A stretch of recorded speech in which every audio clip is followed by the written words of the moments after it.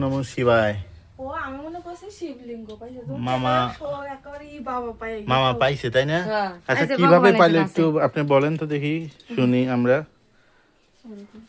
চড়ক গাছের নীল পূজা যখন করে হ্যাঁ। তখন নীল পূজা করার আগেই ভোলানাথে চান করাচ্ছে, তখন আমার ছেলের হাতে বাজিছে, তখন আমার ছেলে উঠায় মাথায় নিয়ে চান করে এসে তাকে নীল পূজা করেছে। ও এটা কি নদী থেকে না না, পাইছে? বড় আগে মানে পুরাতন পুকুর। পুরাতন পুকুর থেকে না? তাহলে আপনার ছেলে তো ভাগ্যবান।